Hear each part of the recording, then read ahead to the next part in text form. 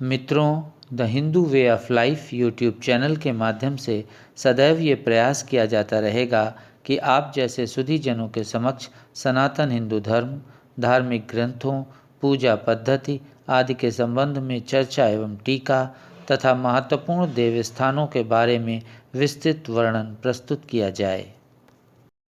अपने पूर्व प्रयास में आपके समक्ष जगत जननी माँ दुर्गा से संबंधित विभिन्न विषयों पर कई वीडियो एवं श्री कृष्ण जन्माष्टमी, श्री गणेश चतुर्थी पूजन, श्री खीर भवानी मंदिर, श्री अमरनाथ यात्रा, पितृपक्ष एक विश्लेषण, नवरात्रि की संकल्पना, विभिन्न नवदुर्गाओं पर पृथक पृथक वीडियो, दशहरा या विजयादशमी पर्व, करवा चौथ एवं दीपावली पर वीडियो प्रस्तुत किए जा चुके हैं। संप्रति इस समय छठ महापर्व नामक वीडियो का प्रस्तुतिकरण आपके समक्ष किया जा रहा है। आपसे अनुरोध है कि इस प्रयास को सफल बनाने हेतु कृपया चैनल को सब्सक्राइब करें और वीडियो को लाइक करें। छठ पर्व दीपावली के 6 दिन बाद कार्तिक शुक्ल पक्ष की षष्ठी को मनाया जाने वाला सूर्य उपासना का एक हिंदू पर्व है। इसे षष्ठी पूजा या सामान्य रूप से छठ नाम से भी जाना जाता है।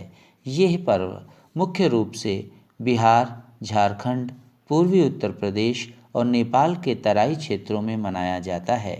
ये पूरे भारत का एक ऐसा पर्व है जो वैदिक काल से चला आ रहा है। ये पर्व मुख्य रूप से ऋग्वेद में उल्लिखित सूर्य पूजन, उषा पूजन और आर्य परंपरा के अनुसार संतान की सुख समृद्धि और दीर्घायु की कामना के लिए मनाया जाता है। ये पर्व प्रवासी भारतीयों के साथ साथ विश्व भर में प्रचलित हो गया है।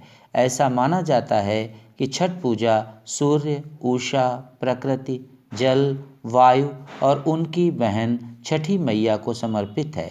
छठ में कोई मूर्ति पूजा सम्मिलित नहीं है। पर्व के कठोर अनुष्ठान 4 दिनों की अवधि में मनाए जाते हैं। इनमें पवित्र स्नान, उपवास, निर्जल व्रत, लंबे समय तक पानी में खड़ा होना और अर्घ्य देना सम्मिलित है। पर्यावरणविदों के अनुसार छठ पर्यावरण अनुकूल हिंदू त्योहार है। यह मान्यता है कि प्रथम देवासुर संग्राम में असुरों के हाथों देवताओं की हार के पश्चात देव माता अदिति ने तेजस्वी पुत्र की प्राप्ति के लिए सूर्य मंदिर में छठी मैया अर्थात सूर्य देव की बहन की आराधना की थी। प्रसन्न होकर छठी मैया ने उन्हें सर्वगुण संपन्न तेजस्वी पुत्र होने का वरदान दिया था। इसके बाद अदिति के पुत्र आदित्य अर्थात सूर्य भगवान ने असुरों पर देवताओं को विजय दिलाई। कहा जाता है कि उसी समय से छठ पूजन का भी प्रारंभ हुआ। इस 4 दिवसीय व्रत की सबसे कठिन और महत्वपूर्ण रात्रि कार्तिक शुक्ल षष्ठी की होती है। कार्तिक शुक्ल पक्ष की षष्ठी को यह व्रत मनाए जाने के कारण ही इसका नामकरण छठ व्रत पड़ा है। कुछ विद्वान छठ माता को कात्यायनी माता के नाम से भी अभिहित करते हैं। ऐसी मान्यता है कि छठ पर्व पर व्रत करने वाली महिलाओं को पुत्र की प्राप्ति होती है। पुत्र की चाहत रखने वाली और पुत्र की कुशलता के लिए सामान्य तौर पर महिलाएं इस व्रत को रखती हैं। ये भी देखा गया है कि कतिपय पुरुष भी पूरी निष्ठा से अपने मनोवांछित कार्य को सफल होने के लिए इस व्रत को रखते हैं। ऐसा माना जाता है कि सूर्य की शक्तियों का मुख्य स्रोत उनकी पत्नी उषा और प्रत्युषा हैं। छठ में सूर्य के साथ साथ इन दोनों शक्तियों की संयुक्त आराधना भी होती है। प्रातःकाल में सूर्य की पहली किरण उषा और सायंकाल में सूर्य की अंतिम किरण प्रत्युषा को अर्घ्य देकर दोनों को नमन किया जाता है। भारत में सूर्योपासना ऋग्वेद काल से होती चली आ रही है। सूर्य और उसकी उपासना का उल्लेख विष्णु पुराण, भागवत पुराण, ब्रह्मवैवर्त पुराण आदि में विस्तार से मिलता है। छठ पूजा की परंपरा और उसके महत्व का प्रतिपादन करने वाली अनेक पौराणिक और लोक कथाएं प्रचलित हैं। एक मान्यता के अनुसार लंका विजय के बाद राम राज्य की स्थापना के दिन कार्तिक शुक्ल षष्ठी को भगवान श्री राम और माता सीता ने उपवास कर सूर्य देव की आराधना की थी। सप्तमी को सूर्योदय के समय पुनः अनुष्ठान कर सूर्यदेव से आशीर्वाद भी प्राप्त किया था। एक कथा यह भी प्रचलित है कि महाभारत काल में सबसे पहले सूर्यपुत्र कर्ण ने सूर्यदेव की पूजा प्रारंभ की थी। कर्ण भगवान सूर्य के परम भक्त थे।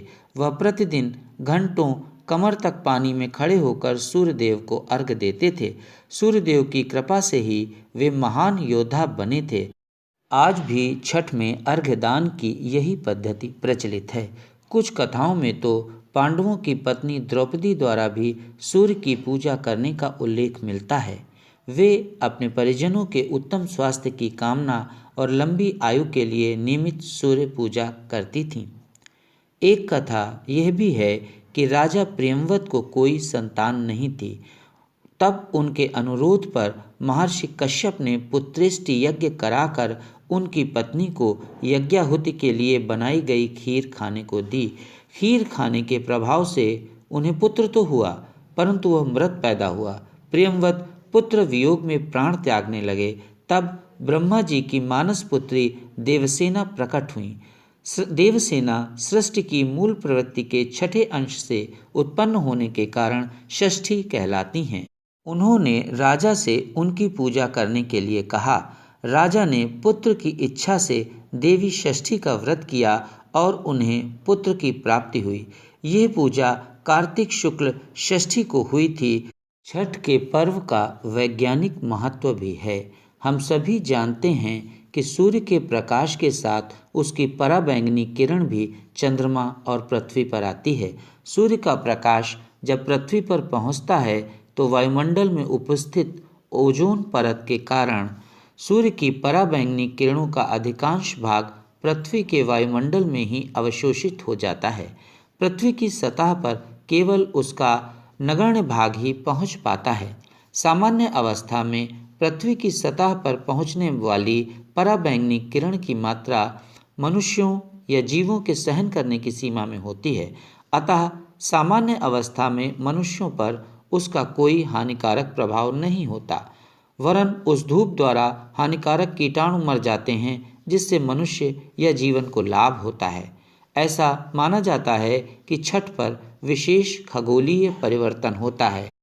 छठ जैसी खगोलीय स्थिति में चंद्रमा और पृथ्वी के भ्रमण तलों की समरेखा के दोनों छोरों पर सूर्य की पराबैंगनी किरणें चंद्र सतह से परावर्तित तथा अपवर्तित होती हुई पृथ्वी पर पुनः पहुंच जाती हैं। ये सामान्य से अधिक मात्रा में होती हैं।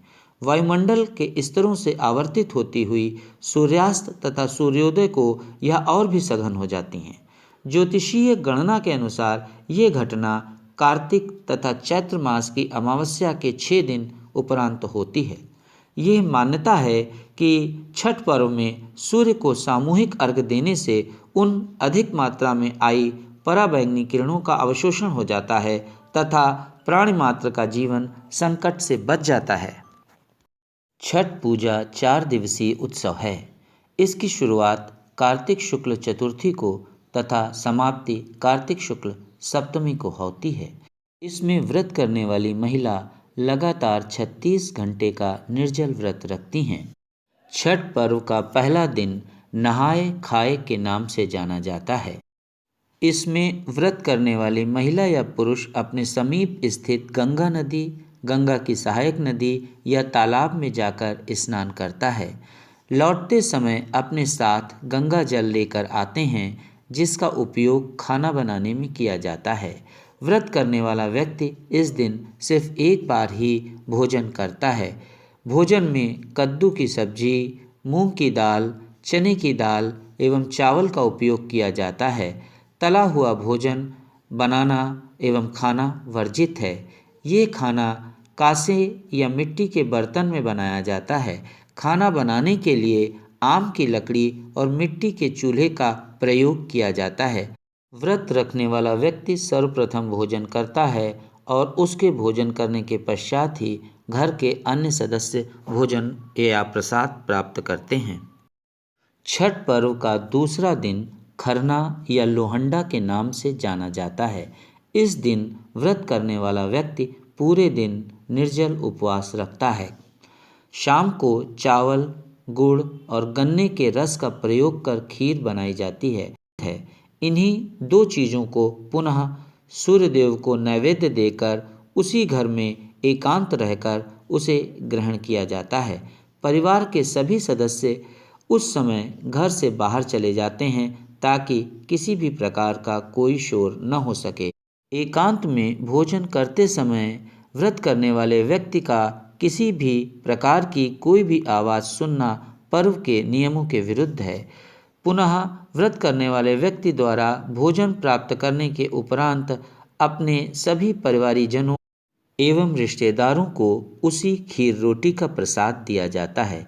यह संपूर्ण प्रक्रिया खरना कहलाती है। चावल का पिट्ठा व घी लगी रोटी भी प्रसाद के रूप में वितरित की जाती है। इसके बाद अगले 36 घंटों के लिए व्रत करने वाले व्यक्ति द्वारा निर्जल व्रत रखा जाता है। मध्य रात्रि को व्रत करने वाले व्यक्ति द्वारा छठ पूजा के लिए विशेष प्रसाद ठेकुआ बनाया जाता है। छठ पर्व का तीसरा दिन संध्या अर्घ के नाम से जाना जाता है। छठ पूजा के लिए विशेष प्रसाद ठेकुआ एवं चावल के लड्डू अर्थात कचवनियाँ बनाया जाता है। छठ पूजा के लिए बांस की बनी हुई टोकरी देवरा में पूजा का प्रसाद फल डालकर देवकारी में रख दिया जाता है। वहीं पूजा अर्चना करने के बाद शाम को एक सूप में नारियल, 5 प्रकार के फल और पूजा का अन्य सामान लेकर देवरा में रखकर घर का पुरुष अपने हाथों में उठाकर एवं सर पर रखकर छठ घाट पर ले जाता है।